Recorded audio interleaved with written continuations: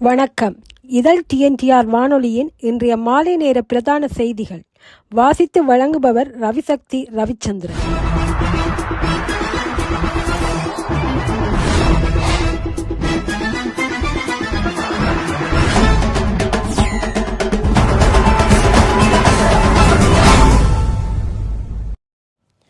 தேர்தல் முறைமை குறித்த சட்ட ரீதியான சிக்கல்கள் தீர்க்கப்பட்டால் மாகாண சபை தேர்தலை நடத்துவதில் எந்தவித தடையும் இல்லை என அமைச்சரவை பேச்சாளர் அமைச்சர் நலிந்த ஜெயதிச தெரிவித்துள்ளார். இது தொடர்பாக அவர் மேலும் கூறுகையில், வெகு விரைவில் மாகாண சபை தேர்தலை நடத்துவதே அரசாங்கத்தின் இலக்கு. அதற்கான நிதி ஏற்கனவே ஒதுக்கப்பட்டுள்ளது. எனவே நிதி பிரச்சினை இல்லை என்றார். அத்துடன் எதிர்க்கட்சியிலிருந்து எவரையும் அரசாங்கத்தில் இணைப்பதற்கு எதிர்பார்க்கவும் இல்லை. அதனை நாம் விரும்பவும் இல்லை. தேர்தலில் வெற்றி பெற்ற பின்னர் கட்சி மாறுபவர்களது பாராளுமன்ற உறுப்புரிமையை நீக்குவதற்கான சட்ட மூலம் விரைவில் முன்வைக்கப்படும் என்றும் குறிப்பிட்டார். மாகாண சபை தேர்தலை வெகு விரைவில் நடத்துவதே அரசாங்கத்தின் முதன்மை இலக்காகும். அதற்கான நிதி சிக்கல்கள் ஏதுமில்லை. எனினும் தேர்தல் முறைமை தொடர்பான சட்ட சிக்கல்களுக்கு பாராளுமன்ற தெரிவுக்குழு ஊடாக தீர்வு காணப்பட்ட உடன் தேர்தல் நடத்தப்படும் என அமைச்சரவை பேச்சாளர் அமைச்சர் நலிந்த ஜெயதிச தெரிவித்துள்ளார். அமைச்சரவை தீர்மானங்களை அறிவிக்கும் வாராந்த ஊடகவியலாளர் மாநாடு இன்று செவ்வாய்க்கிழமை 26 கொழும்பில் உள்ள அரசாங்க தகவல் திணைக்களத்தில் இடம்பெற்றது. இதன் போதே அமைச்சர் இவ்வாறு தெரிவித்துள்ளார். வலிகாமம் வடக்கு உயர் பாதுகாப்பு வலயத்திலுள்ள மக்களின் காணிகளை விடுவிப்பது தொடர்பாக பிரதி பாதுகாப்பு அமைச்சர் அருண ஜெயசேகர குறித்த பிரதேசங்களை இன்று பார்வையிட்டுள்ளார். பலாலி இராணுவ உயர் பாதுகாப்பு வலயத்திலுள்ள இராணுவ ஆதார வைத்தியசாலை வளாகத்தில் இதற்கான கூட்டம் ஒன்று இன்று காலை இடம்பெற்றது. அத்துடன் இராணுவ முகாம்கள் அமைந்துள்ள மக்களின் காணிகளுக்கு சென்று அங்குள்ள நிலைமைகள் தொடர்பாகவும் பாதுகாப்பு பிரதி அமைச்சர் உள்ளிட்ட குழுவினர் ஆராய்ந்தனர். மேலும் இராணுவத்தின் படைத்தளங்கள் அமைந்துள்ள பலாலி உயர் பாதுகாப்பு வலயத்தின் ஒவ்வொரு இடங்களையும் அமைச்சர் நேரில் சென்று பார்வையிட்டார். இதன்போது பிரதி பாதுகாப்பு அமைச்சர், கடற்தொழில் அமைச்சர் இராமலிங்கம் சந்திரசேகரன், பாராளுமன்ற உறுப்பினர் கன இளங்குமரர், யாழ்ப்பாண மாவட்ட அரசாங்க அதிபர் மருதலிங்கம் பிரதீபன், பலாலி இராணுவ கட்டளை தளபதி, இலங்கை இராணுவ தளபதி மற்றும் இராணுவ உயர் அதிகாரிகள் உள்ளிட்ட பலரும் கலந்து கொண்டனர். இலங்கையில் 3 ஆண்டுகளாக 2 கொலை வழக்குகளில் தேடப்பட்டு வந்த பிரதான சந்தக நபர் நுவரெலியா மாவட்ட நீதவான் நீதிமன்றத்தில் முன்னிலைப்படுத்தப்பட்டுள்ளார். இந்த நிலையில் எதிர்வரும் ஜூன் மாதம் 9 வரை விளக்கமறியலில் வைக்கப்பட்டுள்ளார். இந்த சம்பவத்தில் கொழும்பு ஹோமாகம பகுதியைச் சேர்ந்த 47 வயதுடைய மகேஷ் அசலங்க டி சொய்சா என்பவரே விளக்கமறியலில் வைக்கப்பட்டுள்ளார். சந்தக நபர் கடந்த சனிக்கிழமை மதுகம வெலிகந்த பகுதியில் மத்திய மாகாண குற்ற புலனாய்வு பிரிவினரால் கைது செய்யப்பட்டதன் பின்னர் லிந்துலை காவல்துறையினரிடம் ஒப்படைக்கப்பட்டார்.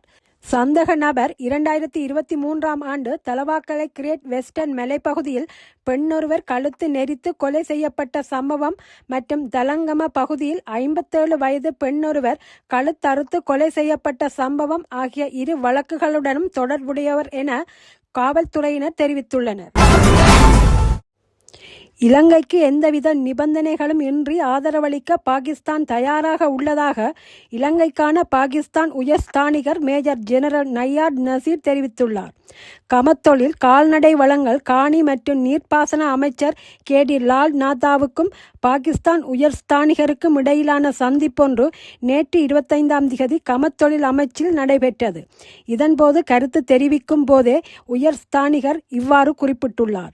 பாகிஸ்தானை போன்றே இலங்கையும் ஒரு விவசாய நாடாகும் என்பதால் 2 நாடுகளுக்கும் இடையே பரஸ்பரம் உதவிகளை பரிமாறிக்கொள்ளக்கூடிய சாத்தியக்கூறுகள் உள்ளன. உலக அளவில் கால்நடை உற்பத்தியில், குறிப்பாக பால் உற்பத்தியில் பாகிஸ்தான் 5வது இடத்தில் உள்ளது. எனவே 2 நாடுகளுக்கும் இடையே அந்த துறையில் ஒரு வலுவான தொடர்பை ஏற்படுத்த முடியும். நாம் இலங்கைக்கு நிபந்தனையற்ற உதவிகளை வழங்க தயாராக இருக்கின்றோம். பாகிஸ்தானில் சீனி உற்பத்தி, காய்கறி உற்பத்தி மற்றும் பழ உற்பத்தி போன்ற அனைத்து துறைகளும் மிக உயர்ந்த மட்டத்தில் உள்ளன. எமது நாட்டில் சிறந்த அரிசி வகைகள் உருவாக்கப்பட்டுள்ளன. இலங்கைக்கு பொருத்தமான அரிசி வகைகளை உருவாக்கி கொள்ள எம்மால் உதவ முடியும். அத்துடன் பாகிஸ்தானில் உயர்தரமான மிகவும் சுவையான மாம்பழ வகைகள் உள்ளன. கடந்த 2010ஆம் ஆண்டு முதல் எமது நாட்டில் கமத்தொழில் அமைச்சின் பெயரை உணவு பாதுகாப்பு அமைச்சு என மாற்றியமைத்தோம். பாகிஸ்தான் விவசாயம் மற்றும் கால்நடை உற்பத்தியில் பெரும் முன்னேற்றம் கண்டுள்ளது. எதிர்வரும் ஜூன் மாத இறுதியில் இலங்கை பிரதமர் பாகிஸ்தானுக்கு பயணம் ஒன்றை மேற்கொள்ள உள்ளார்.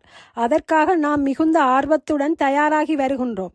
இந்த பயணத்தில் பிரதமருடன் இணைந்து அங்கு விவசாயத்துறையில் ஏற்பட்டுள்ள முன்னேற்றங்களை நேரில் பார்வையிடுமாறு கமத்தொழில் அமைச்சருக்கு நான் அழைப்பு விடுக்கின்றேன் என்று கூறியுள்ளார்.